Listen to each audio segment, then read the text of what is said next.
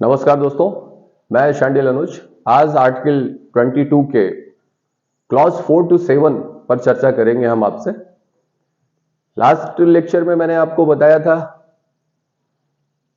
Article 22 clause 1 to 3, और ये बात जो है मैं फिर से आपको थोड़ा सा रिकैप देता हूं। 22 जो है वो प्रिवेंटिव और प्यूनिटिव दोनों लॉज के अगेंस्ट यदि आपका अरेस्ट और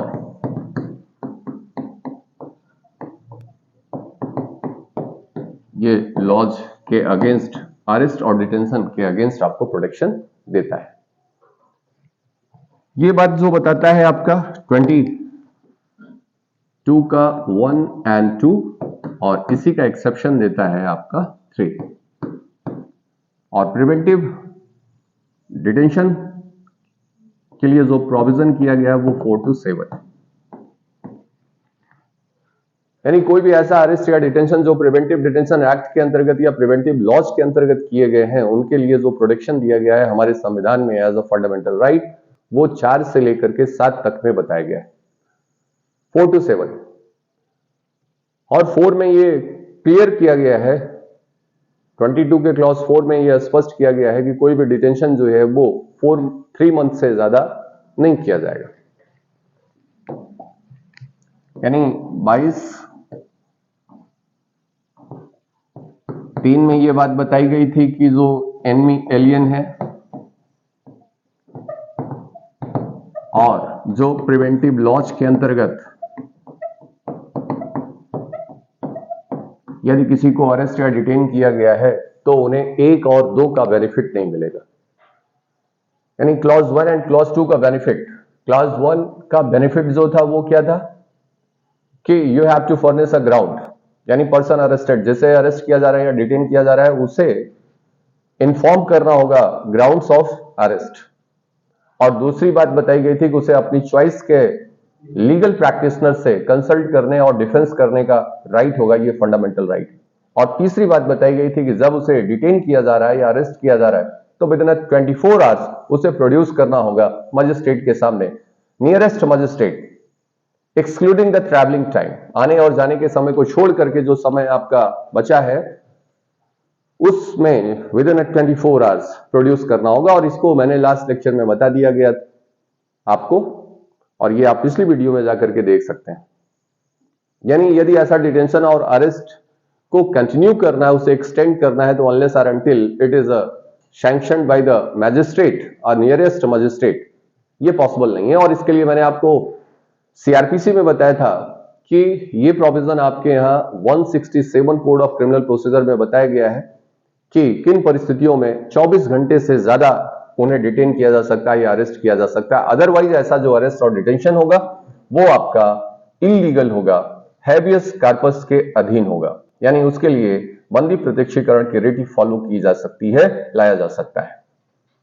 और ये जो क्लॉज 1 एंड क्लॉज 2 के जो राइट्स हैं वो क्लॉज 3 कहता है कि एनिमी एलियंस को नहीं मिलेगा, और प्रिवेंटिव डिटेंशन एक्ट के अंतर्गत या प्रिवेंटिव लॉज के अंतर्गत यदि आपको डिटेन किया गया है तो ये राइट आपको नहीं मिलेगा। क्लॉज 4 इस बात को क्लियर करता है, यानी 22 का क्लॉज 4 ये क्लियर कर रहा है कि किसी भी प्रिवेंटिव लॉज के अंतर्गत या किसी प्रिवेंटिव डिटेंशन एक्ट के अंतर्गत यदि किसी को डिटेन किया गया है या अरेस्ट किया गया है तो ये जो टाइम पीरियड है वो मैक्सिमम कितना हो सकता है, 3 मंथ्स का हो सकता है। अधिकतम उसे जो डिटेन किया जाएगा और जो डिटेंशन होगा वो 3 महीने तक का हो सकता है, 3 मंथ्स तक का हो सकता है, अनलेस और until it is sanctioned by the advisory boards, जब तक कि किसी एडवाइजरी बोर्ड, सलाहकारी बोर्ड के द्वारा इसे अनुमति ना दे दिया जाए। और ये सलाहकारी बोर्ड, एडवाइजरी बोर्ड जो कॉन्स्टिट्यूट होगी वो हाई कोर्ट के जज जो हैं, हु इज अ जज ऑफ हाई कोर्ट्स और who has been a high जज ऑफ हाई कोर्ट्स, या जिनके पास एलिजिबिलिटी है टू बी अ जज ऑफ हाई कोर्ट।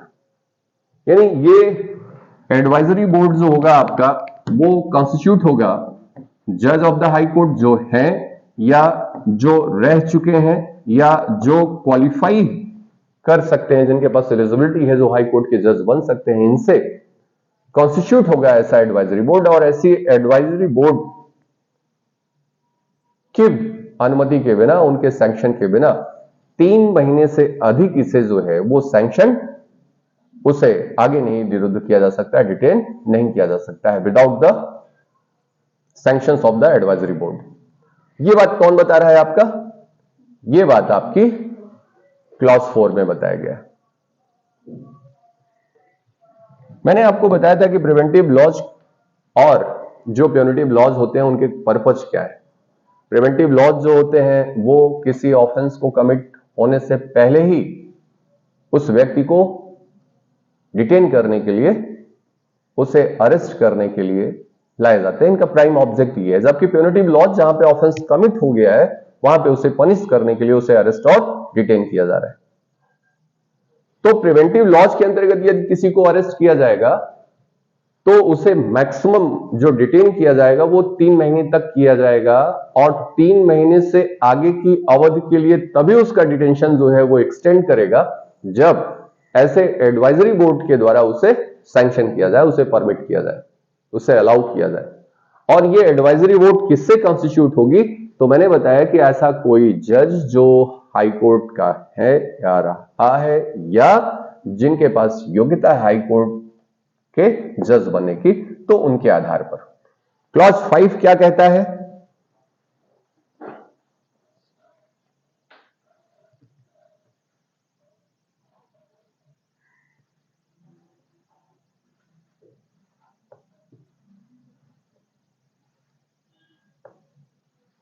क्लॉज 5 इस बात को क्लियर करता है कि जिन व्यक्ति को ऐसे अरेस्ट किया गया है या डिटेन किया गया है, अरेस्ट या डिटेन किया गया है, उन्हें अर्लीस्ट अपॉर्चुनिटी प्रोवाइड किया जाएगा। किस बात के लिए? अपना रिप्रेजेंटेशन देने के लिए। यानी डेटेन्यू के पास ये अर्लीस्ट अपॉर्चुनिटी प्रोवाइड की जाएगी कि वो अपना रिप्रेजेंटेशन क्या करे? दे। किसके सामने? रिप्रेजेंटेशन किसके? बिफोर एडवाइजरी बोर्ड के सामने। ये देखिए, ये प्रोविजन जनरली आदमी छोड़ देता है।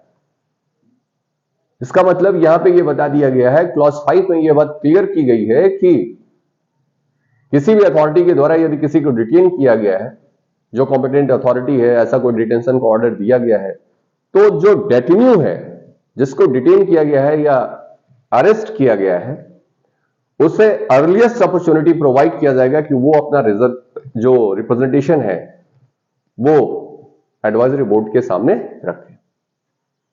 ये क्लास 5 आपका बताता है। और उसे कम्युनिकेट किया जाएगा, इस पर्सन को कम्युनिकेट किया जाएगा कि वो अपने ग्राउंड्स को, यानी जिस आधार पर उसे डिटेन किया गया, उसे कम्युनिकेट किया जाएगा अर्लीस्ट पॉसिबल पर, और उसे यह बताया जाएगा कि वो अपना रिप्रेजेंटेशन अर्लीस्ट पॉसिबल अपॉर्चुनिटी पे प्रोवाइड करे। और क्लॉज 6 आपका ये क्लियर करता है। क्लॉज 6 क्या कहता है?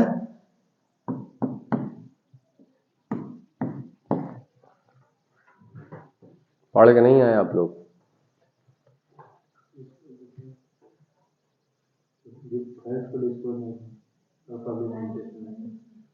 क्लॉज 6 ये कहता है कि ऐसा कोई भी ग्राउंड्स जो कि पब्लिक इंटरेस्ट के अगेंस्ट है, it is not a mandatory for advisory boards or authority to disclose the fact. कोई भी ऐसा फैक्ट डिस्क्लोज करने से क्या कर सकता है? वो होल्ड कर सकता है जिसका डिस्क्लोज करने पर prejudice to the public interest. ऐसी कोई इंफॉर्मेशन नहीं दी जाएगी किसको? जो डेटेन्यू है। वो ग्राउंड्स डिस्क्लोज नहीं किया जाएगा जो पब्लिक इंटरेस्ट के अगेंस्ट है, और ये बात उसे प्रोटेक्ट करती है, और ये प्रोटेक्शन दिया है। और यहां पे एडवाइजरी बोर्ड जो ऑर्डर कर रहा है मैक्सिमम, यानी एडवाइजरी बोर्ड ने यदि ऑर्डर किया है, तो क्लॉज 7 इस बात को कहता है कि वो मैक्सिमम लिमिट क्या होगी डिटेंशन की, मैक्सिमम लिमिट उसकी क्या होगी What would be the maximum extent when it is sanctioned by the advisory board? It is subject to the law which is made by the parliament. Or what would be the procedure for inquiry of the advisory board? तो advisory board की प्रक्रिया क्या होगी और advisory board के द्वारा sanction देने पर उसकी मैक्सिमम लिमिट क्या होगी, ये पार्लियामेंट जो है प्रेस्क्राइब करेगा थ्रू द लॉ। तो क्लॉज जो है वो बहुत ही क्लियर है। यहां पे मैं आपसे कह रहा हूं कि क्लॉज 4 जो है वो कह रहा है कि without taking the permission of advisory boards किसी भी व्यक्ति को मैक्सिमम कितने दिन तक, 3 मंथ्स तक जो है वो डिटेन किया जा सकता है, अरेस्ट किया जा सकता है। This period can not be extend unless और until taken the sanction from the advisory boards. जब तक कि एडवाइजरी बोर्ड से आप उसकी परमिशन न लें, किसी भी पर्सन को 3 महीने से ज्यादा डिटेन नहीं कर पाएंगे। Here the question is, advisory board क्या है? फिर एडवाइजरी बोर्ड मैंने बताया कि जो कॉन्स्टिट्यूट होगी वो किससे मिलकर के बनेगी आपकी? एडवाइजरी बोर्ड जो हाई कोर्ट के जज हैं या जो रहे हैं या जिनके पास एलिजिबिलिटी है हाई कोर्ट के जज बनने की, उनसे ये मिलकर के कॉन्स्टिट्यूट होगी। और ऐसी एडवाइजरी बोर्ड ने यदि सैंक्शन कर दिया है तो ऐसी स्थिति में ये डिटेंशन जो है वो 3 महीने से आगे बढ़ सकता है, 3 महीने से आगे बढ़ी जा सकती है। फिर मैंने आपको बताया कि जब किसी पर्सन को डिटेन किया जा रहा है, यानी जो डेटेन्यू है आपका, और वो अथॉरिटी जो इन्हें ऑर्डर करती है, ऐसे डिटेंशन का ऑर्डर दे रही, ये कौन है? अथॉरिटी। इस अथॉरिटी के डिटेंशन ऑर्डर के अंतर्गत इसे क्या किया जा रहा है? डिटेन किया जा रहा है। तो यहां पे अर्लीस्ट जो पॉसिबल टाइम है आपका, उसमें इसे कम्युनिकेट किया जाएगा इस अथॉरिटी के द्वारा। किस बात के लिए? Grounds of detention. बोलो भैया, क्या किया जाएगा यहां पे? इस अथॉरिटी के द्वारा ग्राउंड्स ऑफ द डिटेंशन डेटेन्यू को दिया जाएगा और इस व्यक्ति को अर्लीस्ट अपॉर्चुनिटी प्रोवाइड किया जाएगा कि वो अपना रिप्रेजेंटेशन जो है, रिप्रेजेंटेशन किसके सामने रखे? वो एडवाइजरी बोर्ड के सामने रखे। यानी जो डिटेंशन अथॉरिटी है उस अथॉरिटी के द्वारा इसे कम्युनिकेट किया जाएगा as soon as possible the grounds of the detention, और इस डेटेन्यू को अपने रिप्रेजेंटेशन को एडवाइजरी बोर्ड के सामने रखने के लिए अर्लीस्ट अपॉर्चुनिटी प्रोवाइड किया जाएगा। लेकिन यहां पे क्लॉज 6 में यह मेंशन किया गया है कि ऐसा कोई भी ग्राउंड्स डिस्क्लोज नहीं किया जाएगा जो कि prejudice to the public interest है, यानी जो लोकहित के विपरीत है, ऐसे आधार को नहीं दिया जाएगा जिसके आधार पर आपको डिटेन किया गया, अरेस्ट किया गया। डिटेंशन है यहां पे। और यहां पे क्लॉज 7 ये बता रहा है कि यदि एडवाइजरी बोर्ड ने किसी चीज को सैंक्शन कर दिया है तो 3 महीने से आगे कितने मैक्सिमम टाइम तक उसे और डिटेन किया जा सकता है, फर्दर डिटेन किया जा सकता है। तो ये किसके द्वारा डिसाइड किया जाएगा? लॉ के द्वारा। और ऐसा जो लॉ है वो कौन बनाएगा? पार्लियामेंट। तो parliament through the law prescribed what would be the maximum period of the detention, ये अधिकतम कितना होगा? तो इनके द्वारा जो भी आदेश दिया जाएगा subject to the law which is made by the Parliament which fix the maximum limit of the detention. एक चीज। दूसरी चीज, यहां पे एडवाइजरी बोर्ड के द्वारा जो इंक्वायरी की जाएगी, इंक्वायरी का प्रोसीजर क्या होगा, ये कौन डिसाइड करेगा? The procedure is decided by the parliament through the law. ये कौन डिसाइड करेगा? तो इतनी बातें क्लियर हो गई सामान्य तौर पे। यानी मैंने आपसे कहा था कि 4 जो है वो सामान्य बात कह रहा है कि 3 महीने से ज्यादा क्या नहीं किया जा सकता, उसे डिटेंशन नहीं किया जा सकता है जब तक कि ऐसे सलाहकारी बोर्ड की अनुमति ना प्राप्त हो जाए। यदि सलाहकारी बोर्ड यानी एडवाइजरी बोर्ड की परमिशन मिल जाती है, यदि उसे रिकमेंड कर देता है, तो फर्दर उसे डिटेंशन को एक्सटेंड किया जा सकता है। लेकिन यहां पे एडवाइजरी बोर्ड के द्वारा जो ऑर्डर किया जा रहा है, it is subject to the law which is made by the Parliament which fix the maximum limit of the detention, जो उस लॉ के द्वारा मैक्सिमम लिमिट को क्या किया जा रहा है, फिक्स किया जा रहा है। और फिर एडवाइजरी बोर्ड के द्वारा इंक्वायरी की प्रोसीजर क्या होगी, ये इंक्वायर करेगा। तो ये इंक्वायरी का प्रोसीजर क्या होगा, it is also laid down by the law which is made by the parliament. तो एडवाइजरी बोर्ड के प्रोसीजर को और किसी लॉ के मैक्सिमम पीरियड को कि कितने समय तक के लिए उसे डिटेन किया जा सकता है, ये दोनों पार्लियामेंट के द्वारा बनाएगा, जो कि क्लॉज 7 कहता है। क्लॉज 6 कहता है कि ऐसे कोई भी ग्राउंड्स को डिस्क्लोज नहीं किया जाएगा जो कि पब्लिक इंटरेस्ट के अगेंस्ट है। और ये एफआईआर जब आप लिखाते हैं और पुलिस रिपोर्ट जब आप सबमिट करते हो, तो पुलिस रिपोर्ट सबमिट होने के बाद भी मैंने आपको ये प्रोविजन आपको बताया था, यानी जब चार्जशीट फाइल होती है तो chargesheet in the form of police report 173 clause 2 के अंतर्गत क्या किया जाता है, उसे दिया जाता है। यानी एफआईआर हुआ, इन्वेस्टिगेशन कंप्लीट हुआ और इन्वेस्टिगेशन के साथ वो सारी बातें किसके पास पहुंचाई जा रही हैं, मजिस्ट्रेट के पास in the form of police report, charge sheet in the form of police report. तो ऐसी स्थिति में जो पुलिस रिपोर्ट है वो किसको दी जाती है, एक्यूज को दी जाती है। लेकिन यहां पे प्रोसिक्यूशन और पुलिस ऑफिसर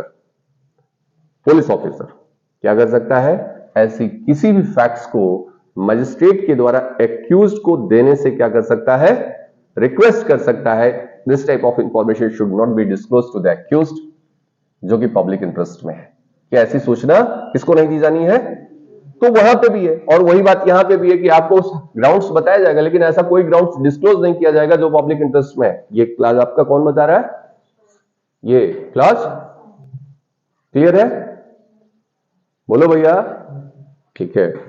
तो अब जरा देखिए, मैंने आपसे कहा था 6 है बेटा, ठीक है। तो मैंने आपसे कहा था कि हमारे यहां पहली बार यानी ब्रिटिश इंडिया के समय में एक लॉ लाया गया था, रॉलेट एक्ट। रॉलेट एक्ट के बारे में बहुत ह्यू एंड क्राई था और उसका अगेंस्ट किया था, उसके अगेंस्ट और अपोज किया था हमारी कांग्रेस ने, यानी बाकी पार्टियों ने भी। जहां पे आप लोगों ने पढ़ा होगा कि कोई अपील नहीं, कोई दलील नहीं, कोई वकील नहीं, उस एक्ट में ऐसा प्रोविजन था, एनार्कियल एक्ट, कि आप अपना डिफेंस नहीं कर सकते हो, आप प्ली नहीं कर सकते हो, आप एडवोकेट से कंसल्ट नहीं कर सकते हो।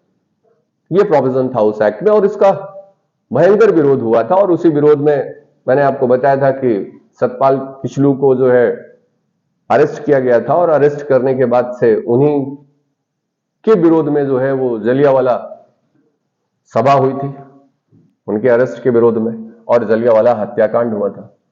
मैं आपसे ये कह रहा हूं कि जब आपके प्री इंडिपेंडेंस एरा में इस तरीके के लॉ लाए गए थे, तो इस तरीके के लॉ के आधार पर उसका भयंकर विरोध किया गया था भारतीयों के द्वारा।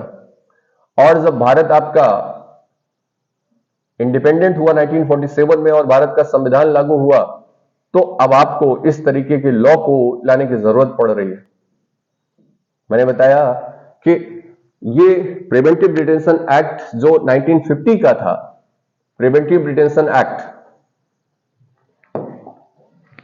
पीडीए 1950, और ये 1950 में लाया जा रहा है, which was passed by the parliament, a provisional parliament थी ये। और ये प्रोविजनल पार्लियामेंट जो है वो यूनिकैमरल है। कैसी है आपकी, यूनिकैमरल, नॉट अ बाइकैमरल, क्योंकि राज्यसभा का जो एस्टैब्लिशमेंट होता है वो 1952 में होता है। और जो कॉन्स्टिट्यूएंट असेंबली थी उस समय वो कैसे काम कर रही थी, आपके पार्लियामेंट के तौर पर काम कर रही थी। तो कॉन्स्टिट्यूएंट असेंबली यानी प्रोविजनल पार्लियामेंट जो यूनिकैमरल थी, उसके द्वारा पहली बार आपका पीडीए लाया गया, प्रिवेंटिव डिटेंशन एक्ट। अब आप ये बताइए, जिसके बारे में आप विरोध कर चुके हैं पहले, और उसी तरीके के लॉ को आपको लाना पड़ रहा है, बड़े भारी मन से और बड़े दुखी मन से ये हमारे प्रधानमंत्री महोदय के द्वारा इस बिल को लाया गया था और इसे पास कराया गया, प्रिवेंटिव डिटेंशन एक्ट, पीडीए। तो प्रिवेंटिव डिटेंशन एक्ट जो आया था, और इस तरीके का प्रोविजन ऑलमोस्ट किसी देश के संविधान में नहीं है। इस तरीके का जो प्रोविजन आपने अपने कॉन्स्टिट्यूशन में लाया डिटेंशन के लिए, ऐसा अदर कंट्रियों के कॉन्स्टिट्यूशन में नहीं है, अदर लॉज में है, but there is no such a provision. तो मैंने आपको बताया था कि जब फर्स्ट वर्ल्ड वॉर हुआ तो फर्स्ट वर्ल्ड वॉर में एक रेगुलेशन पास किया गया था इंग्लैंड के द्वारा,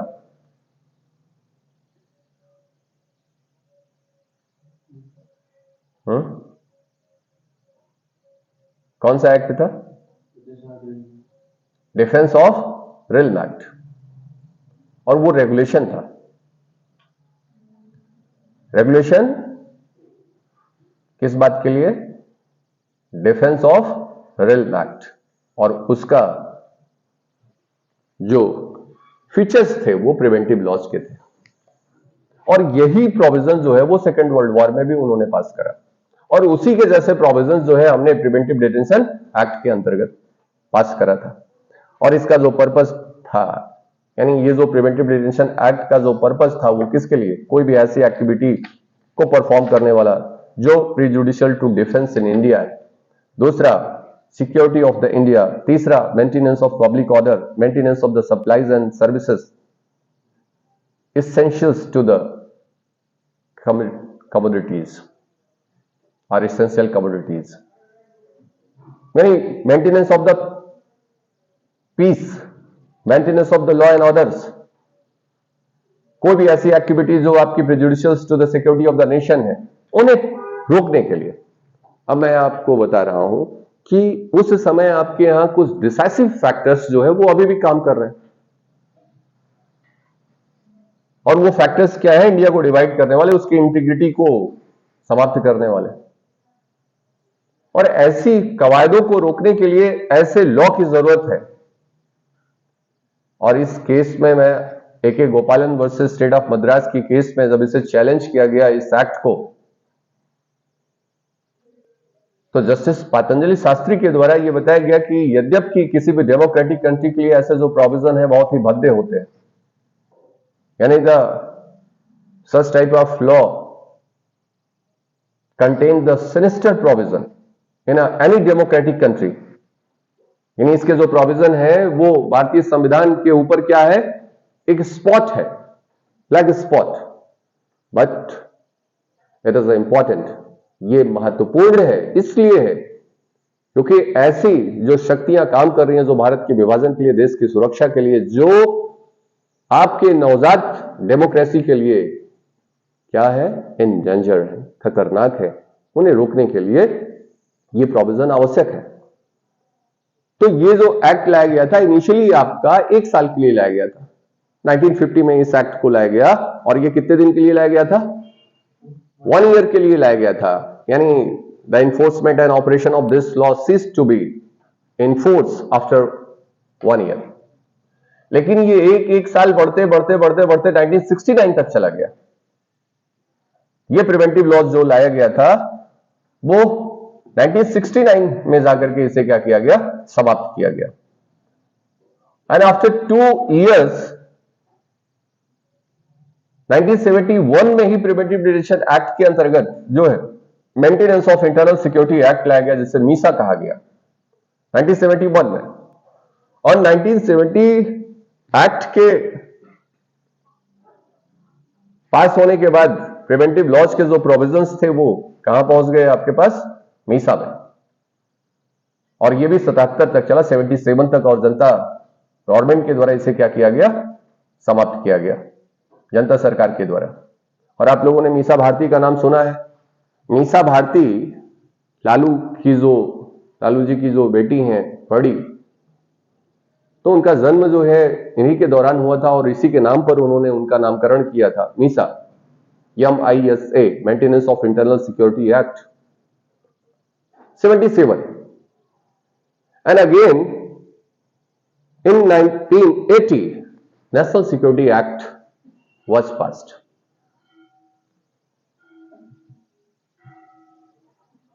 1980 में नेशनल सिक्योरिटी एक्ट, राष्ट्रीय सुरक्षा कानून जिसे रासुका कहा जाता है, इसे लाया गया था। And communal and caste riots other activities prejudice to country's security, उसे प्रिवेंट करने के लिए जो कम्युनल और कास्ट राइट्स हो रहे हैं या कोई भी ऐसी कम्युनल एक्टिविटीज या ऐसी कोई एक्टिविटीज जो नेशनल सिक्योरिटी को इंडेंजर करती है, उसे प्रिवेंट करने के लिए, रोकने के लिए नेशनल सिक्योरिटी एक्ट पास किया गया। National security act again was challenged in A.K. Roy versus union of India. The constitutionality of this act was challenged.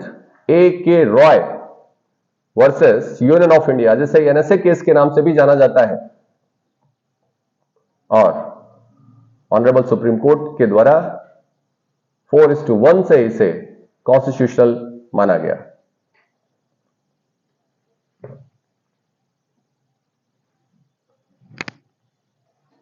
तो मैं आपसे यह बता रहा था कि ये जो है आपका एक प्रिवेंटिव लॉज है और ये देश की सुरक्षा के लिए है।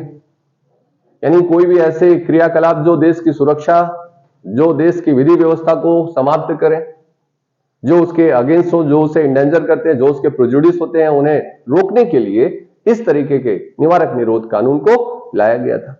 तो आप देखिए कि ये दो स्ट्रीम है आपकी। एक स्ट्रीम आपकी ये है कि जो प्यूनिटिव लॉ को लेके चल रही है, बोलो बेटा, ये प्यूनिटिव लॉज है आपके, यानी आपने ऑफेंस कर दिया है तो अब आपको पनिशमेंट मिलना है। दूसरी जो है आपकी वो कौन सी है? प्रिवेंटिव लॉज है। तो इधर आप लेके चल जाइए, डाउरी प्रोहिबिशन एक्ट हो गया, SC/ST एक्ट हो गया, इंडियन पेनल कोड हो गया, अदर लॉज हैं जो प्यूनिटिव लॉज हैं। यदि आप ऑफेंस करोगे उसके लिए आपको पनिशमेंट मिलेगा। और दूसरा प्रिवेंटिव लॉज। तो प्रिवेंटिव लॉज में मैंने आपको क्या बताया कि पहला कौन सा है? PDA आया, PDA के बाद फिर क्या आ रहा है आपका? मीसा आया। अच्छा, अपराध जो है, ऑफेंस जो है वो कॉन्करेंट लिस्ट का विषय है। कैसा विषय है? कॉन्करेंट लिस्ट का विषय है। यानी क्रिमिनल लॉ जो है वो कैसा है? इसका मतलब स्टेट भी लॉ बना सकता है और पार्लियामेंट भी लॉ बना सकती है।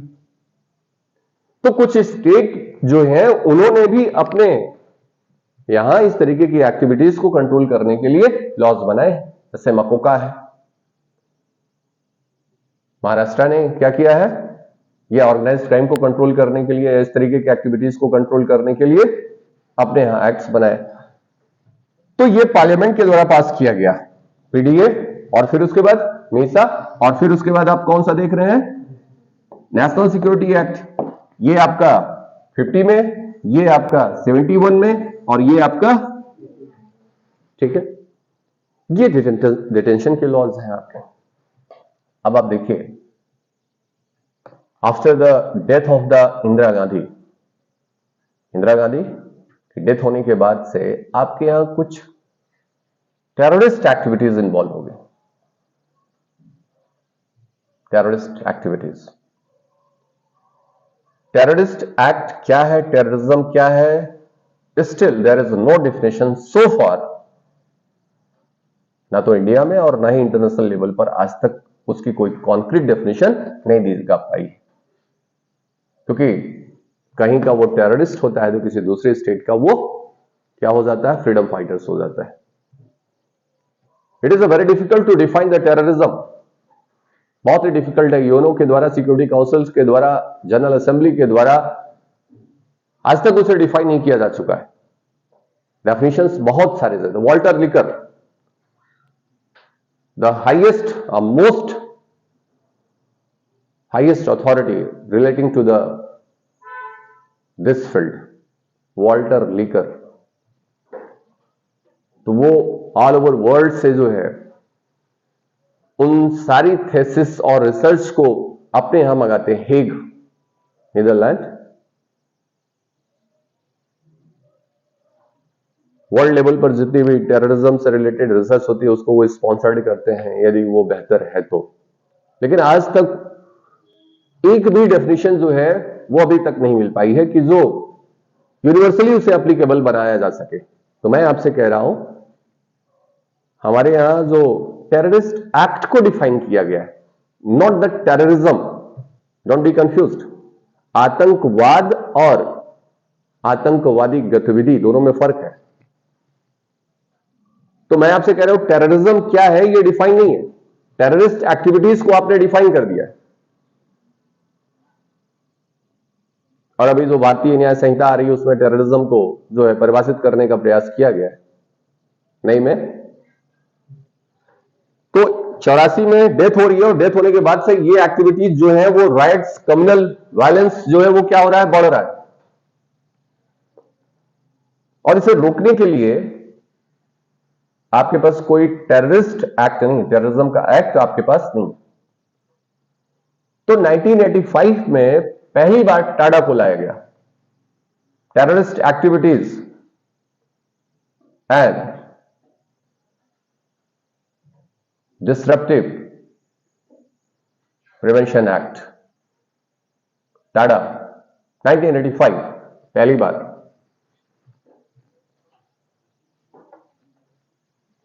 और इसके पहले मैं थोड़ा सा आपको बता दूं, क्योंकि आजकल बड़े चर्चा में रहते हैं ये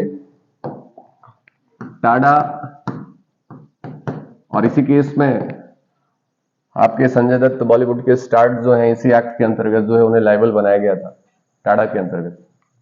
मैं आपसे क्या कह रहा हूं, इसका जो जन्म हुआ है वो कब हुआ है, 85 में। ये पहली बार टेररिज्म को, टेररिस्ट एक्टिविटीज को क्या किया है, इनकॉर्पोरेट किया है। और यहां पे इसके पहले अनलॉफुल प्रिवेंशन एक्टिविटीज UAPA 1967 का एक्ट था।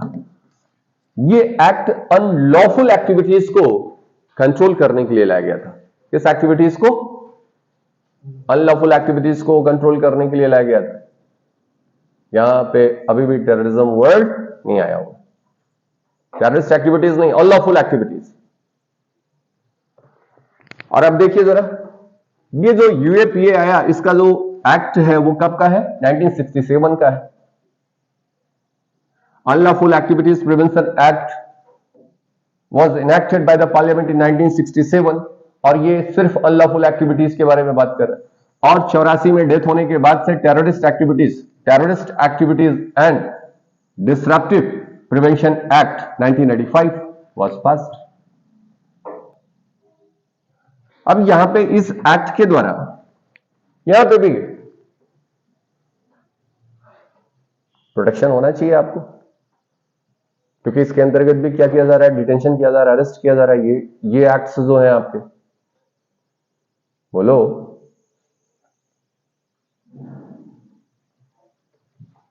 और ये एक्ट भी जो है वो 1995 में क्या कर दिया गया, रिपील कर दिया गया। क्या कर दिया गया, repeal, because of the violations of the human right and fundamental rights. यानी टाडा जो है उसका भयंकर मिसयूज हुआ, और कोई भी एक्ट जो है उसका मिसयूज कैसे होगा, ये कैसे पता चलेगा। कोई भी एक्ट है उसका मिसयूज हो रहा है, ये कैसे पता चलेगा, आप कैसे पता लगाओगे। Yes, because the conviction rate was by this act is only 1% or less than 1%। इसका मतलब 99 लोगों को क्या मिला है, यहां पे इक्विटल मिला है, और कन्विक्शन जो है इस एक्ट के अंतर्गत। तो ह्यूमन राइट कमीशन और लॉ कमीशन की रिपोर्ट्स थी और उनका ये रिकमेंडेशन था कि यहां पे एब्यूज ऑफ पावर हो रहा है, इसे क्या किया जाना चाहिए, समाप्त किया जाना चाहिए। और यहां पे 1995 में इसे क्या कर दिया गया, by the huge presses of the national human right commission and law commission recommendations को फॉलो करते हुए 1995 में इसे रिपील कर दिया गया। और फिर आपने देखा कि 2001 में आपके यहां जो है वो एक टेररिस्ट एक्टिविटीज होती है, पार्लियामेंट पर अटैक। पार्लियामेंट पर अटैक हुआ है आपके यहां, और उसके पहले twins tower, United state of America में ट्विंस टावर पर अटैक किया गया। सबको पता है। और ट्विंस टावर पर जब अटैक किया गया तो सिक्योरिटी काउंसिल के द्वारा रेजोल्यूशन पास किया गया।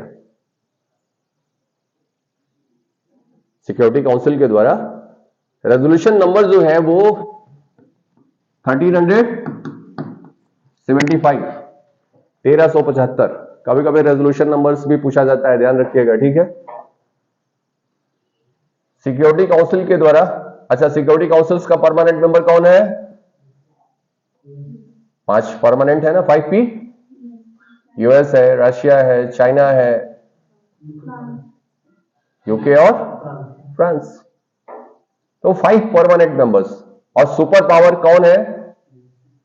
यूएसए। उस समय मैक्सिमम फाइनेंस, मैक्सिमम फैसिलिटीज जो प्रोवाइड करता है, एड जो देता है, वो कौन दे रहा है? United state of America. और ये पहली घटना, इतनी भयंकर घटना, और इस रेजोल्यूशन के द्वारा ये पास किया गया कि जो भी मेंबर्स कंट्रियां हैं वो अपने यहां टेररिस्ट लॉज को क्या करें? इनैक्ट करें। तो आप कंफ्यूज मत होइएगा, प्रिवेंटिव डिटेंशंस के बारे में बात कर रहा हूं, प्रिवेंटिव डिटेंशन लॉज के बारे में बात कर रहा हूं, ठीक है। और ये कौन से लॉज हैं आपके? उन्हीं के जैसे जो नेशनल सिक्योरिटी को एंडेंजर कर रहे हैं। नेशनल सिक्योरिटी को भी क्या कर रहे हैं? वो एंडेंजर करते हैं, prejudice to the national security. और फिर जब आपके यहां पार्लियामेंट अटैक हुआ, तो पार्लियामेंट अटैक होने के बाद आपके पास ऐसा कोई लॉ नहीं है, क्योंकि आप टाडा को समाप्त कर चुके हो। Tada was repealed in 1995. In 2001 there was no law which regulate the terrorist activities. ऐसी कोई लॉ आपके पास नहीं है। ये यूएपीए जो बनाया था आपने, ये अनलॉफुल एक्टिविटीज को, टाडा जो है वो टेररिस्ट एक्टिविटीज को, और टाडा जो है टेररिस्ट एक्टिविटीज के लिए यहां पे क्या हो गया? रिपील हो गया है। और 2001 की घटना है आपके पास। तो आपने क्या लाया? पोटो लाया। पोटो 2002 में ऑर्डिनेंस ला करके आपने पोटो रखा, प्रिवेंशन ऑफ टेररिस्ट ऑर्डिनेंस, यही था ऑर्डिनेंस। और मैं आपको बताया हूं कि ऑर्डिनेंस जो है 123 और 213 के अंतर्गत उसका इफेक्ट क्या होता है, यानी इफ द एनी अर्जेंसी, यदि कोई ऐसी अर्जेंसी है जब आप सेशन में नहीं, तो ऐसी स्थिति में हमारे गवर्नर के पास और महामहिम राष्ट्रपति के पास पावर होता है कि वो ऑर्डिनेंस प्रोमलगेट कर सकते हैं। तो ऑर्डिनेंस मना करके यहां पे पोटो लाया गया, और पोटो को कन्वर्ट कर दिया गया किसमें? यानी ये पास हो गया आपके, और ये बन गया पोटा। क्या बन गया?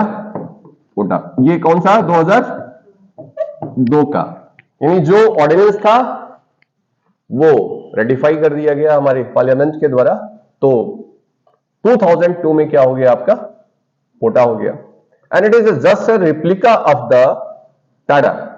क्योंकि आपके पास समय नहीं था, तो ऑलमोस्ट जो प्रोविजन आपने लिया वो कहां से ले लिया? टाडा से उठा लिया। क्योंकि टाइम आपके पास था नहीं, तो टाइम नहीं है तो ऐसा लॉ होना चाहिए, और लॉ होना चाहिए, तो ऐसी स्थिति में ऑलमोस्ट प्रोविजन जो कि टाडा के थे उसको आपने क्या कर दिया? यहां पे कॉपी कर दिया। तो अब आप बताइए कि जिस चीज का ऑलरेडी क्या हो चुका है, जिस चीज का ऑलरेडी अब्यूज हो चुका है, जिसकी वजह से आगे भी होगा, और बहुत ही शॉर्ट लिव्ड था, 2 साल में ही इसे रिपील करना पड़ा। पोटा को 2 साल में ही, यानी 2004 में इसे क्या कर दिया गया? रिपील कर दिया गया, because of again the violation of the fundamental rights and human rights.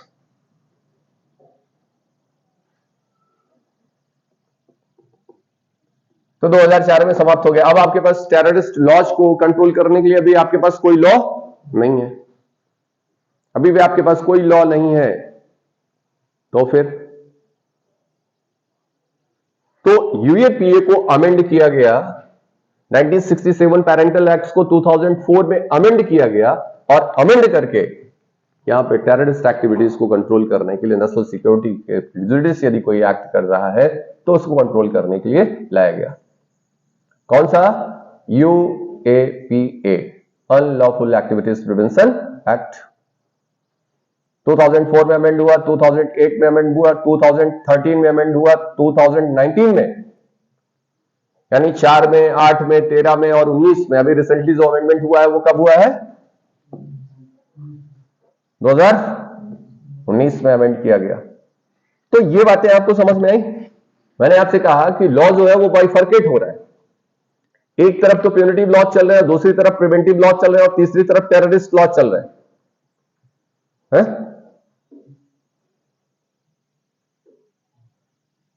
जो टेररिज्म को कंट्रोल कर रहा है, और टेररिज्म भी जो है वो आपकी नेशनल सिक्योरिटी को क्या कर रहा है, एंडेंजर करता है, नेशन के अगेंस्ट है। तो यहां पे जो प्रोटेक्शन मिला हुआ है 22 के अंतर्गत, इन एक्ट्स के अंतर्गत जो भी आपका अरेस्ट और डिटेंशन है वो क्या मिलेगा, प्रोविजन। ठीक है, तो मैंने आपसे कहा कि यदि आपका जो डिटेंशन हुआ है वो डिटेंशन यदि प्रिवेंटिव लॉज के अंतर्गत है तो 4 से लेकर के 7 तक के प्रोविजन आपके ऊपर लागू होंगे, और 4 से लेकर के 7 तक के जो प्रोविजन है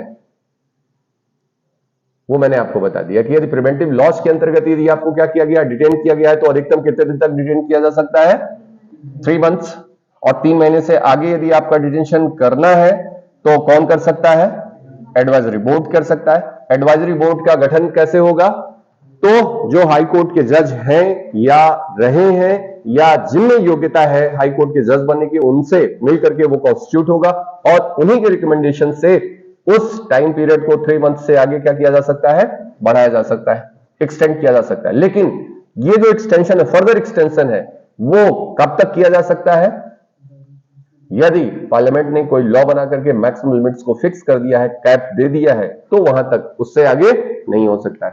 जैसे आप नेशनल सिक्योरिटी एक्ट पढ़ते हैं, जो नेशनल सिक्योरिटी एक्ट 1980 का है, उसमें मैक्सिमम जो पीरियड बता दिया गया है वो 1 ईयर का, कितना है, 1 ईयर का है। The maximum limit is 1 year. इसका मतलब किसी व्यक्ति को इस लॉज के अंतर्गत जो डिटेन किया जा सकता है वो अधिकतम कितना किया जा सकता है, राष्ट्रीय सुरक्षा कानून यानी रासुका के अंतर्गत 1 ईयर तक ही किया जा सकता है। और जो आपकी डिटेंशन अथॉरिटी है, यदि किसी को डिटेन कर रही है ऐसे ऑर्डर के थ्रू, यदि उसे डिटेन किया जा रहा है तो उसे कम्युनिकेट करेगी, क्या करेगी, कम्युनिकेट करना होगा, बोलो भैया, उसे कम्युनिकेट करना होगा ग्राउंड्स ऑफ द डिटेंशन, और जिस व्यक्ति को यानी जो डेटिन्यू है उसको भी अपॉर्चुनिटी प्रोवाइड करनी होगी कि वो अपना रिप्रेजेंटेशन दे। और इसकी इंक्वायरी कौन करेगा कि फर्दर टाइम पीरियड्स को क्या करना है, एक्सटेंड करना है, तो कौन इंक्वायरी करेगा, एडवाइजरी बोर्ड करेगा। उसका प्रोसीजर क्या होगा, ये लेट डाउन करेगी कौन, parliament through the law, law के द्वारा इस बात को क्या किया जाएगा। तो इसका मतलब इसके पास राइट टू रिप्रेजेंटेशन होगा, दैट इज फंडामेंटल राइट। इसके पास क्या है, यानी डेटिन्यू जो है उसके पास राइट टू रिप्रेजेंटेशन होगा। बोलो भैया, opportunity of the detention must be communicated of the detenu. बोलो, तो पहली चीज क्या है कि एडवाइजरी बोर्ड इस बात को रिव्यू करेगा और उससे क्या किया जाएगा, अपॉर्चुनिटी होगी कि वो अपना रिप्रेजेंटेशन करे, क्या कर सके, और फिर जिस आधार पर उसे क्या किया गया है, डेटिन्यू किया गया है, उसे कम्युनिकेट किया जाए। These are the provisions under the article 22 1 to 7 में जो आपको बताया। तो 1 और 2 प्यूनिटिव के लिए, वंस अगेन 1 और 2 किसके लिए है, प्यूनिटिव लॉज के अंतर्गत, आईपीसी के अंतर्गत गए हैं आप, SC/ST एक्ट के अंतर्गत गए हैं आप, या और भी इस तरीके के जो लॉज हैं आपके, उनके अंतर्गत यदि आप गए हो तो ठीक है। बोलो भैया, इतनी बातें समझ में आ गई आपको। अब आर्टिकल 23 के बारे में आप देखिए, आर्टिकल 23 क्या कहता है। अब ये किसके बारे में बात कर रहा है, एक्सप्लॉयटेशन के अगेंस्ट राइट के बारे में बात कर रहा है। 23 किसके बारे में, right against the exploitation. Right against the exploitation is no, यहां पे एक्सप्लॉयटेशन क्या है ये यहां पे डिफाइन नहीं किया गया, एक्सप्लॉयटेशन को भी यहां पे डिफाइन नहीं किया गया। एक्सप्लॉयटेशन है क्या, शोषण क्या है, ये एक्सप्लॉयटेशन जो है वो आपके इंडियन पैनल कोड में डिफाइन है। इंडियन पैनल कोड में एक्सप्लॉयटेशन को क्या किया गया है, डिफाइन किया है, but nowhere in our constitution. और आर्टिकल 23 एंड 24 एक्सप्लॉयटेशन के अगेंस्ट राइट दे रहा है आपको, क्या है, provisions of the traffic in a human being and force labour, provisions of a traffic in a human being and a force labour. Generally जो provision है वो आप देखिए यहां पे लिखा हुआ है, the traffic in a human being and begar and other similar forms. किस चीज को प्रोहिबिट कर रहा है ये, ह्यूमन ट्रैफिकिंग को, बेगार को और फोर्स लेबर को। Force labour are prohibited and any contradiction of this provision shall be an offence punishable in accordance with law. यानी इसका मतलब यदि ह्यूमन ट्रैफिकिंग की जा रही है या बेगार किया जा रहा है या force labour in any form की यदि कोई प्रैक्टिस की जा रही है तो वो क्या होगा, ऐसे एक्ट जो होंगे वो क्या होंगे, ऑफेंस होंगे और पनिशेबल होंगे। एक्ट्स जो होगा वो पनिशेबल होगा, एक्ट जो है वो ऑफेंस होगा। लेकिन क्लॉज 2 जो है उसका एक्सेप्शन बताता है। क्लॉज 2 क्या बता रहा है, compulsory service for the public purposes. इसका मतलब आपसे क्या लिया जा सकता है, कंपल्सरी सर्विस लिया जा सकता है फॉर द पब्लिक पर्पसेस। ठीक है, लोक उद्देश्य के, लोकहित के लिए आपसे यदि ऐसा कोई कार्य कराया जाता है तो वो 23 का वायलेशन नहीं होगा। अब यहां पे 1 बाय 1 देखा जाए क्या है आपका, तो मैंने आपसे बताया कि 23 और 24 जो है वो किसके बारे में बात कर रहा है, 23 and 24 is right against the exploitation. और कैसे एक्सप्लॉयटेशन की बात कर रहा है, यहां पे ये आपको फंडामेंटल राइट्स दे रहा है। और 23 जो है ये एक्सप्लॉयटेशन किस बात का, ह्यूमन ट्रैफिकिंग। क्या है आपका, ह्यूमन ट्रैफिकिंग की बात कर रहा है। दूसरा जो है वो किसके बारे में बात कर रहा है, बेगार के बारे में। और तीसरा जो है वो किसके बारे में बात कर रहा है, फोर्स्ड लेबर के बारे में बात कर रहा है। बोलो भैया, फोर्स्ड लेबर, ह्यूमन ट्रैफिकिंग, ये तीनों प्रथाएं आपके इंडिया में प्रचलित थी। Not only in India but whole the world. ये प्रक्रियाएं और व्यवस्थाएं जो हैं वो विश्व के सभी जगहों पर थी। कैसा नो है ह्यूमन ट्रैफिकिंग, यानी पहले आपके यहां के लोगों को लेके जाया जाता था दूसरी जगहों पे खरीद करके, है ना। अब गुलाम वंश तो चला ही है ना, दास वंश के तौर पर आप लोगों ने मेडावल हिस्ट्री में पढ़ा ही है कि नहीं पढ़ा है आपने। कुतुबुद्दीन ऐबक जो है वो भी दास है, इल्तुतमिश जो है वो भी दास है ना। स्लैबी पूरा डायनेस्टी चल रही है आपकी, और ये कौन है, दास है, स्लैबी सिस्टम। और वहां पे आदमियों को क्या किया जा रहा है, और व्यक्तियों को, मानव को क्या किया जा रहा है, खरीदा जा रहा है। ऐसा होता था कि नहीं होता, इल्तुतमिश को खरीदा गया था, यानी मार्केट लगती थी। जिस तरीके से एनिमल्स को खरीदने के लिए मार्केट लगा करती थी, उस तरीके से मानव की और व्यक्तियों की क्या होती है, और उसकी काबिलियत के आधार पर उसका पैसा लगा करके उसे खरीद फरोख्त किया जाता था। तो ह्यूमन ट्रैफिकिंग का मतलब यह है कि व्यक्तियों की जो सेल एंड परचेज है एज अ गुड्स हो रही है। ह्यूमन ट्रैफिकिंग मीन्स किसी व्यक्ति को वस्तु की तरह खरीदना और बेचना, that is a human trafficking. Human trafficking का मतलब क्या हुआ, यानी एज अ गुड्स, यानी selling and purchasing a human being like a goods. ये क्या है आपका, ह्यूमन ट्रैफिकिंग। और इस बात को क्या किया गया है, प्रॉफिट किया गया। आपके यहां से लोगों को खरीद करके कहां भेज दिया जाता था, बाहर भेजा जाता था, यानी मॉरिशस में भेज दिया गया है बागान तैयार करने के लिए। बहुत सारे लोगों को, इंडिया के बहुत सारे ऐसे लोग हैं, कनाडा में भेज दिया जाता था उनको, यहां से खरीदा गया और जहाज में भर करके पहुंचा दिए, इंग्लैंड पहुंचा दिए, खरीद करके गए हैं आप। ये क्या था, human trafficking. And this practice is made punishable under this article. इस एक्टिविटीज को आज क्या कर दिया गया है, पनिशेबल बनाया गया। बेगार, बेगार आपका मतलब है कि जो वर्क आप कर रहे हो उसके रिम्यूनरेशन जो होने चाहिए वो आपको नहीं मिल रहा, यानी वर्क विदाउट पेमेंट और less than standard of the payment. जो मिनिमम बेसिस आपको मिलना चाहिए उससे कम जो पैसा दिया जा रहा है, दैट इज द बेगार। कहते हैं आजकल मैं बेगार कर रहा हूं। बेगार का मतलब the remuneration is not according to your service.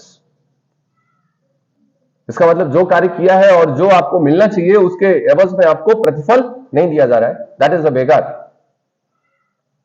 और again force labour, bonded labour, force labour and bonded labour. इसका मतलब क्या हुआ, फोर्स लेबर और बॉन्डेड लेबर का क्या मतलब हुआ, यानी यानी स्लैवरी जो है it is also a kind of force labour और बॉन्डेड लेबर। रास्ता क्या है, रास्ता यही तो है आपकी बॉन्डेड लेबर,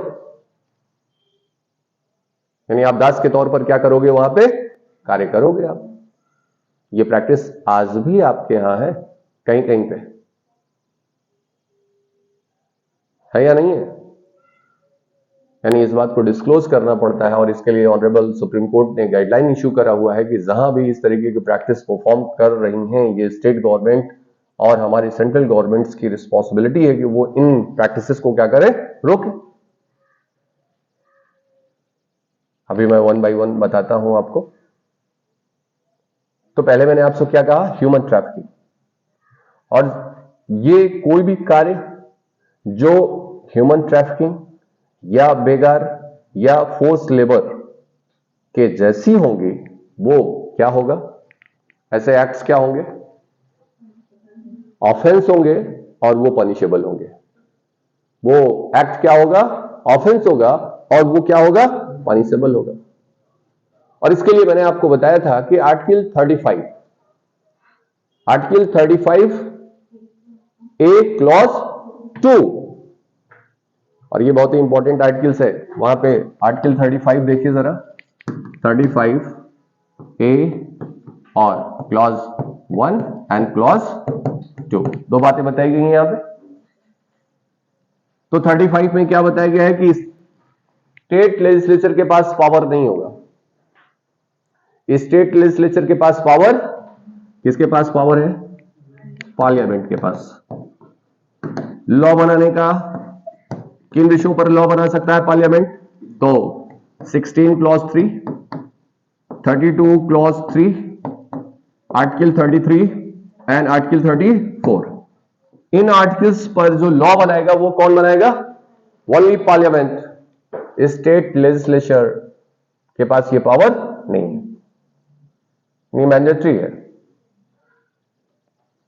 और यहीं पे बता दिया गया है कि क्लॉज 2 ये कहता है आपका कि कोई भी ऐसा act, any acts which is declared as an offence, क्या उसे ऑफेंस डिक्लेयर किया गया हो एंड मेड पनिशेबल,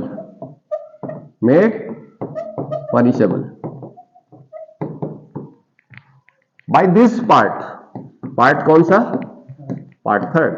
इसका मतलब कि पार्ट 3 के अंतर्गत यदि किसी ऐसे कार्य को जिसे अपराध घोषित किया गया है और जिसे क्या बनाया गया है, पनिशेबल बनाया गया, दंडनीय बनाया गया है, ऐसे एक्ट्स को पनिश करने के लिए पार्लियामेंट क्या कर सकती है, लॉ बना सकती है। ऐसे एक्ट्स को पनिश करने के लिए पार्लियामेंट क्या कर सकेगी, यानी parliament can make a law. Parliament जो है वो क्या कर सकेगी, लॉ बना सकेगी। और इसके लिए मैंने आपसे एक आर्टिकल और चर्चा करा था, जब आर्टिकल 17 पढ़ रहा था तो आर्टिकल 17 में मैंने आपसे बताया था कि वहां पे बताया गया है कि अनटचेबिलिटी को अबॉलिश किया है। प्रैक्टिस इन एनी फॉर्म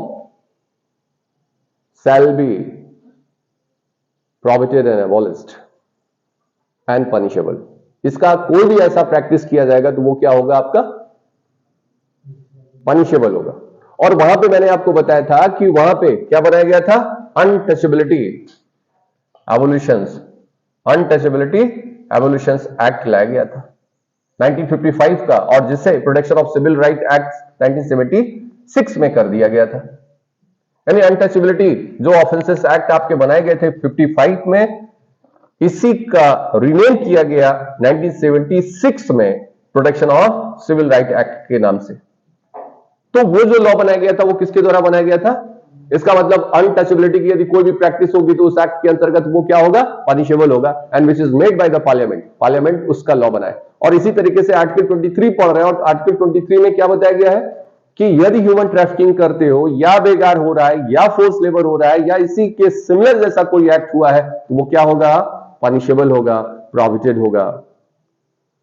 तो इनको पनिशमेंट देने के लिए पार्लियामेंट क्या कर सकती है, लॉ बना सकती है। देखा है आपने, बोलो बेटा, यस।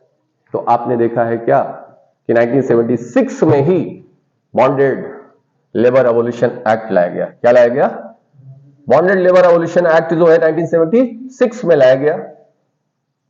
और पार्लियामेंट कौन सा पावर यूज किया, आर्टिकल 35 के अंतर्गत ये पावर यूज करते हुए इस एक्ट को लाया, क्योंकि बॉन्डेड लेबर्स को समाप्त करना है। और जब आप 35 बी को देखते हो तो वहां पे बताया गया है कि ऐसा कोई law immediate before the commencement of this constitution, यानी इस संविधान के लागू होने के पहले, 35 की बात कर रहा हूं, वहां पे यह बात बताया गया है कि इस संविधान के लागू होने के पहले यदि किसी लॉ के द्वारा किसी एक्ट को पनिशेबल बनाया गया है तो जब तक कि उसे पार्लियामेंट के द्वारा या 372 के अंतर्गत मॉडिफाइड नहीं कर दिया गया है, रिपील नहीं कर दिया गया है या उसे अमेंड नहीं कर दिया गया है, वो वैसे ही चलता रहेगा। ये बात भी वहीं बताई गई है। इसका मतलब यह हुआ कि जहां पे भी इन तरीके के एक्सप्लॉयटेशन को संविधान के पहले वाली विधियों के द्वारा रोका गया है, मना किया गया है, जब तक उन्हें अमेंड ना कर दिया जाए, जब तक कि उन्हें समाप्त ना कर दिया जाए, रिपील ना कर दिया जाए, तब तक वो एज सच लागू रहेंगी। मैं आपको इंडियन पैनल कोड में लेके चलना चाहता हूं। इंडियन पैनल कोड में ये जो एक्टिविटीज यहां पे बताई गई हैं, उन एक्टिविटीज को पनिशेबल बनाया गया है। वहां पे उन एक्टिविटीज को क्या किया गया है? पनिशेबल बनाया गया है। यानी ह्यूमन ट्रैफिकिंग की बात करें तो सबसे पहले वर्ड जो आया है ह्यूमन ट्रैफिकिंग। ह्यूमन ट्रैफिकिंग मैंने आपको बता दिया, human trafficking is what? Human trafficking means selling of the persons and purchasing of the person like a goods. तो ये क्या हो गया आपका? ह्यूमन ट्रैफिकिंग हो गया। यानी वस्तुओं की तरह उनकी खरीद फरोख्त करना क्या है आपका? जब आप आईपीसी का सेक्शन 372 एंड 373 पढ़ते हैं तो वहां पे बताया गया है कि selling of the minors girl and purchasing of the girls is a punishable, दिया गया है। इसका मतलब कि immediate before the commencement of the constitution, IPC कब की है? 1860 की है बेटा, और 1950 में संविधान आता है। इसका मतलब इसके पहले कौन है आपका? Indian penal code. तो इंडियन पैनल कोड में यह बता दिया गया है कि 372 एंड 373 इसके अंतर्गत इन्हें क्या बनाया गया है? पनिशेबल बनाया गया है। इस तरीके की एक्टिविटीज को क्या किया गया है? पनिशेबल बनाया गया है। तो कॉन्स्टिट्यूशन का आर्टिकल 35 कहता है कि जो संविधान के लागू होने के पहले वाली जो विधियां हैं, इसका मतलब आईपीसी, यदि इन एक्टिविटीज को यानी ह्यूमन ट्रैफिकिंग को या बेगार को या फोर्स लेबर को क्या करती हो? पनिश करती हो, तो जब तक इन प्रोविजंस को पार्लियामेंट के द्वारा या 372 में उन्हें मॉडिफाइड नहीं कर दिया गया है, उन्हें रिपील नहीं कर दिया गया है, उन्हें अमेंड नहीं कर दिया है, तो वो क्या होंगी? एज सच चलती रहेंगी, कंटिन्यू रहेंगी। इसका मतलब यानी this provision is still enforced, ये आज भी क्या है? इनफोर्स्ड है आपका। यस और नो? तो वहां पे बता दिया गया है कि यदि माइनर चाइल्ड्स को, गर्ल्स चाइल्ड्स को क्या किया जा रहा है? सेल किया जा रहा है फॉर द इलीगल पर्पसेस और फॉर द प्रोस्टिट्यूशन, या उन्हें क्या किया जा रहा है? खरीदा जा रहा है, परचेज किया जा रहा है, बाई किया जा रहा है फॉर इलीगल पर्पसेस, तो ऐसी स्थिति में यह बात क्या होगी? आपके पनिशेबल होगी। इसका मतलब इनकी खरीद फरोख्त नहीं किया जा सकता है। और इसीलिए देखिए 1956 में इमोरल ट्रैफिकिंग एक्ट लाया, और किस आर्टिकल का प्रयोग करते लाया गया? Immoral trafficking act was passed. 1956 में इमोरल ट्रैफिकिंग एक्ट को पास किया गया। और यह बात जो है आपके इंडियन पैनल कोड में भी क्या किया गया है? बताया गया है। बोलो भैया, नहीं बताया गया है? चलिए, और एग्जिस्टिंग लॉज आपका 370, आप देखो जरा वहां पे आईपीसी इंडियन पैनल कोड का 370 किसके बारे में बात कर रहा है? ट्रैफिकिंग ऑफ पर्सन के बारे में। इसे क्या कर दिया गया है? पनिशेबल बना दिया गया। और 371 में क्या बताया गया है इंडियन पैनल कोड के? यहां पे स्लैवरी को एबॉलिश करा है, स्लैवरी को पनिशेबल बनाया गया। तो अब आप इंडियन पैनल कोड में 370, 371, 372 और 373 ये आर्टिकल 23 से रिलेटेड है आपका। पूरा का पूरा इनको क्या कर रहा है? तो 70 में क्या है बेटा? ट्रैफिकिंग। यहां पे क्या है? Habitual dealing of the slaves.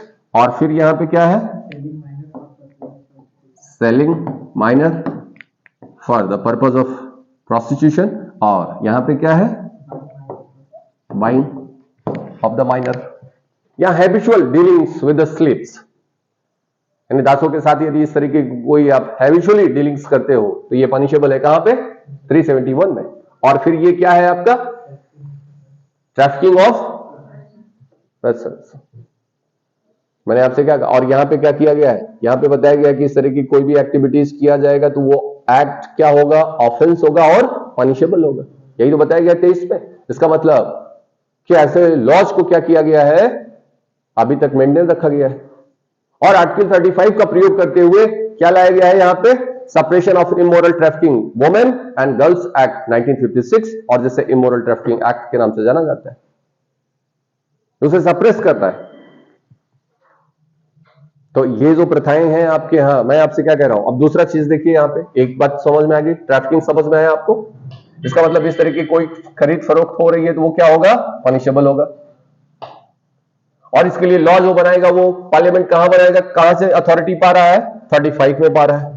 कहां पे पा रहा है, 35 में, कि जिसे भी इस पार्ट के अंतर्गत यानी पार्ट 3 12 से 35 तक जिस एक्ट को ऑफेंस डिस्क्लोज किया गया है और उसे पनिशेबल बनाया गया है, उसके लिए जो लॉ बनाने का पावर होगा किसके पास होगा, पार्लियामेंट के पास होगा। तो पार्लियामेंट इस तरीके के एक्ट्स को क्या कर रहा है, बना रहा है। मैंने आपको बताया अनटचेबिलिटी पर उसने लॉ बनाया, अनटचेबिलिटी पर लॉ बनाया, एससी और एसटी एट्रोसिटीज प्रिवेंशन एक्ट उन्होंने बनाया, यानी पार्लियामेंट ने बनाया। फिर उसके बाद मैंने आपको बताया इमोरल ट्रैफिकिंग एक्ट बना रहा है। फिर वो पार्लियामेंट जो है वो एबोलिशन ऑफ बॉन्डेड लेबर का एक्ट जो है वो बना रहा है आपका। ये कहां से पावर पा रहा है, 35 से पा रहा है। कहां से, 35 से। और दूसरी बात जो है यहां पे बेगार है, कौन सी, बेगार। मैंने आपसे क्या कहा कि as per your service, as per your act, as per your functions, you are not getting your remuneration. जब आप नहीं पा रहे, ये पहले क्या होता था, जमींदारी व्यवस्था थी अंग्रेजों के समय के पहले, जो अंग्रेजों के समय थी या पहले और चले जाइए, तो आपके द्वारा कार्य किया जाता था और उसके बदले में आपको जो प्रतिफल मिलता था, जो आपको नॉमिनल था या नहीं था, नॉमिनल था या नहीं था, नहीं दिन भर आपने काम किया, उसके बाद से कुछ दिया तो दिया, नहीं तो उन्हीं की विश पर, उन्हीं की बिल पर आप चले जाइए, दूसरे दिन आइएगा, काम करिए। बोलो भैया, ऐसी व्यवस्थाएं थी और ऐसी प्रथाएं थी आपके यहां, तो उन्हें क्या करना था, समाप्त करना था। तो बेगार का मतलब समझ लीजिए आप, बेगार का मतलब यह है। और unwilling act, unwilling act is a force labour. आपकी इच्छा नहीं है किसी काम को करने के लिए और आपको किसी काम को करवाया जा रहा है, that is a force labour. इसका अर्थ यह है कि आप जो है जिस कार्य को नहीं करना चाहते और उस काम को करने के लिए आपको बाध्य किया जा रहा है, जिस काम को करने की आपकी इच्छा नहीं, उस कार्य को करने के लिए आपको क्या किया गया, बाध्य किया गया, that is a force labour, force labour. और स्लेवरी जो है वो क्या है, बॉन्डेड लेबर का फॉर्म है, यानी जो एक्सट्रीम लेवल है वही क्या है, उसकी स्लेवरी है, दास्ता है। बाहुबली के केस में देखे हैं आप ना, कटप्पा अपने आप को दास कहता है कि हमारी 3 पीढ़ी जो है, 2 पीढ़ी जो है वो चली आ रही है दास के तौर पर। इसका मतलब ये आपने इस बात की प्रॉमिस आपके पूर्वजों ने कर रखी है, या उनसे इस बात का निगोशिएशन हो चुका है कि अब आप मेरे यहां कार्य करेंगे। ठीक है, आज भी, आज का मतलब मुझे व्यक्तिगत तौर पर इस बात की कोई जानकारी नहीं है, बट मैं एक एग्जांपल दे रहा हूं आपको। मान लीजिए कि ऐसी कोई कंपनी या कोई फैक्ट्री है और वहां पे आज भी लोगों को रख दिया गया है कि आपके घर वालों को इतना पैसा भेज दिया है और आप मेरे यहां 10 साल 20 साल 50 साल आप मेरे यहां ही कार्य करोगे। व्हाट इज दिस, ये क्या है, बॉन्डेड लेबर है। ये क्या है, बॉन्डेड लेबर है। ठीक है, यानी ऐसे बहुत सारे माइंस हैं जहां पे खाने हैं, खान के अंदर आपको डाल दिया गया है और आप उन्हीं खान के भीतर ही रह करके आप क्या कर रहे हो, कार्य कर रहे हो। बाहर निकले फिर आप अंदर, फिर बाहर फिर अंदर, यही कार्य चल रहा है। आप बाहर की दुनिया आप देख ही नहीं पा रहे हो, आप उसी माइंस में आप लगे पड़े हो। This is a bonded labour. ये क्या है आपका, बधुआ मजदूरी है आपकी। इसी तरीके से आपकी जो कालीन फैक्ट्रियां हैं वहां पे छोटे बच्चों को क्या कर लिया है उन्होंने, बॉन्डेड बना लिया है। तो इन सब प्रथाओं को समाप्त करने के लिए यह प्रोविजन लाया है। यदि इस तरह की कोई भी प्रैक्टिस की जा रही है तो वो क्या होगा, आर्टिकल 23 का वायलेशन होगा उस व्यक्ति के, और ये बात पनिशेबल होगी। क्या होगी, ये बात पनिशेबल होगी। तो बेगार आपको समझ में आ गया। बेगार का मतलब जो रिम्यूनरेशन आपको मिलना चाहिए उस रिम्यूनरेशन पर आपको काम नहीं दिया जा रहा है। अभी देखो इसी को मेंटेन करने के लिए आपके यहां क्या आया है, मिनिमम वेजेस एक्ट आया था ना। मिनिमम वेजेस एक्ट है आपके यहां, इसका मतलब कि एक दिन में आपकी जो मिनिमम वेज है वो आपको मिलनी चाहिए, बोलो। और मिनिमम वेजेस एक्ट के बाद जो है वो क्या लाया गया, living wages act. Minimum wages act क्या है आपका, इसका मतलब मिनिमम आपको क्या मिलनी चाहिए, इतना, इस कार्य के लिए इतना पैसा मिलना चाहिए। जैसे आप मनरेगा में काम करोगे तो उसके लिए फिक्स हो गया है कि एक दिन का काम जो है उस पे आपकी जो मजदूरी है उतनी है, कैसा नो। और लिविंग वेजेस का मतलब यह है कि सिर्फ मिनिमम जो एमिनिटीज है उससे काम नहीं चलेगा, इसका मतलब आप अपनी डिसेंट लाइफ को लीड कर सको, इतना होना चाहिए, that is a living wages. Minimum wages क्या है, जिससे आप अपनी मूलभूत आवश्यकताओं को पूरी कर सके। और लिविंग वेजेस का मतलब क्या है, लिविंग वेजेस का मतलब जिससे आप अपनी लाइफ डिसेंट तरीके से रख सको। तो यदि इस मिनिमम वेजेस और लिविंग वेजेस से कम आपको दिया जा रहा है, that is also considered as a begar. यानी 500 रुपए यदि आपके मनरेगा में कितनी है मुझे नहीं पता, यदि उतना आपको एक दिन के काम पर मिलना चाहिए और वो पैसा आपको नहीं दिया जा रहा है तो ये क्या माना जाएगा, बेगार माना जाएगा। क्या माना जाएगा, बेगार माना जाएगा। अब इसके लिए पीयूसीएल वर्सेस मैंने आपको बताया था, ठीक है, वर्सेस यूनियन ऑफ इंडिया, पीयूडीआर था, पीयूसीएल। तो मैंने आपसे बताया था एशियाड केस के नाम से प्रचलित था, और जहां पे उन मजदूरों को उनके वेजेस से क्या किया गया, कम पैसा दिया गया, और वो माना गया कि आर्टिकल 23 का वायलेशन है, क्योंकि वहां पे उनसे क्या किया गया है, बेगार कराया गया है। ये उनके फंडामेंटल राइट का वायलेशन है। क्लियर है? और फिर मैंने आपसे कहा कि जिस चीज की आपकी इच्छा नहीं है उसे करने के लिए आपको बाध्य किया जा रहा है, that is also a force labour. और जो स्लैवरी है is also a kind of a force labour. ना चाहते हुए भी मुझे क्या करना पड़ रहा है, आपके यहां कार्य करना पड़ रहा है, बोलो भैया। तो ये उसी का फॉर्म है, और ये मैंने आपको बताया कि इसको क्या किया गया, समाप्त किया गया है आपकी लॉज के द्वारा या पार्लियामेंट कोई लॉ एनैक्ट करके। लेकिन इसका प्रोवाइजो देखिए, यहां पे प्रोवाइजो के तौर पे बता दिया गया है कि क्या कंपल्सरी सर्विस ली जा सकती है आपसे for the public purposes, for the public purposes. आपसे जबरदस्ती क्या किया जा सकता है, सेवा कराया जा सकता है, ठीक है ना। ये बात आप समझ पा रहे हैं। PUCL versus union of India के केस में बेगारवा की बात है, is it clear? Asiad case के नाम से भी जाना जाता है, यस। अब जरा देखो, मैंने आपसे क्या कहा, यूक्रेन का वॉर आप देख रहे हैं, यूक्रेन में जो सामान्य व्यक्ति है उसे भी क्या दे दिया जा रहा है, बंदूक दे दी जा रही है, भैया लड़ लेना जरा, मौका मिले तो, है ना। यदि इस तरीके की कोई क्राइसिस आपके यहाँ क्रिएट हो जाती है तो ऐसी स्थिति में पब्लिक को भी क्या किया जा सकता है, उसे कंपल्सरी सर्विस ली जा सकती है कि नहीं आपको ये कार्य करना होगा, ठीक है ना। और ये आर्टिकल 23 का वायलेशन नहीं होगा, subject to the public purposes. किसके लिए, आपके अपने पर्पजेस के लिए नहीं कि चले आना हमारे यहां सफाई कर देना ना, पब्लिक पर्पज के लिए, लोक उद्देश्य के लिए ऐसा कार्य किया जा सकता है। बोलो भैया, ये बात आपको नहीं समझ में आई, पब्लिक पर्पजेस के लिए। अब मैं आपसे अक्सर ये कह दूं, जरा देखो कि अब आपके यहां कोई वॉर क्रिएट हो जाए, ठीक है, तो ऐसी स्थिति में जन सामान्य को, जो कि हेल्दी है, जो रोबस्ट है, जो स्ट्रांग है, उन्हें क्या किया जा सकता है, फ्रंट पे लाया जा सकता है कि चलो भाई। अब ये आपकी देशभक्ति है कि आप खुद ही चले जाओ, लेकिन बात बता रहा हूं कि यदि नहीं भी जाना चाहते हो तो ऐसी स्थिति में आपके ऊपर कंपल्सन हो सकता है कि यू हैव टू कमांड, चलो आओ, संभालना पड़ेगा, ठीक है।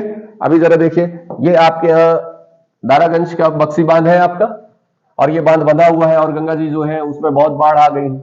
अब ये बांध जो है वो ब्रेक हो रहा है, क्या हो रहा है, टूट रहा है। ऐसी स्थिति में वहां आसपास के लोगों के लिए क्या किया जा सकता है, कंपल्सरी सर्विस दी जा सकती है। भैया एनडीआरएफ बाद में आएगी, डिजास्टर मैनेजमेंट बाद में आएगा, तब तक अभी संभालो, बोरी वोरी ले आकर के रखो। मेरी बात आप समझ पाए? तो आप ऐसे नहीं कह सकते नहीं हम नहीं करने वाले हैं ना, can be imposed, public purpose में है ना, लोकहित में है। अदरवाइज ये वाला जो एरिया है 10 मिनट लगेगा बोलने में, बोलो भैया इसको बचाना है तो ये पब्लिक पर्पज हो गया, पब्लिक सर्विस आपसे कराई जा सकती है, दैट्स ऑल। अब जरा देखो बेटा 24, आर्टिकल 24 जो है वो किसके बारे में बात कर रहा है?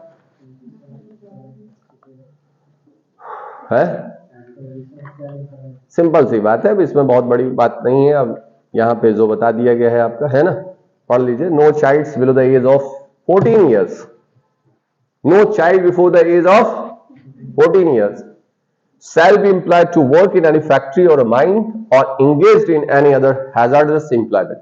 तो दो चीजों में कोई दिक्कत नहीं है। फैक्ट्री एक्ट के अंतर्गत आप फैक्ट्री है, दूसरा जो है माइंस है, तीसरा जो है आपका हैजार्डस। तो हैजार्डस क्या है, खतरनाक एम्प्लॉयमेंट क्या है? It is pronounced by the honorable supreme court in a case of MC Mehta versus Union of India। उसमें कुछ एस्थेटिक फॉर्म से उन्होंने बताया कि these are the industry which is hazards, ये क्या मानी जाएंगी? हैजार्डस मानी जाएंगी। और इसमें 14 वर्ष से कम उम्र के बच्चों को क्या नहीं किया जाएगा? एम्प्लॉय नहीं किया जाएगा। मैंने आपसे बताया कि बच्चों के बारे में, यानी जो most vulnerable and future of your nations हैं, इन्हें प्रोटेक्ट करने के लिए आपके कॉन्स्टिट्यूशन में कई जगह प्रोविजन दिया गया है ना। आपने 39E एंड F पढ़ा हुआ है, जो directive principle of state policy में पढ़ा है ना।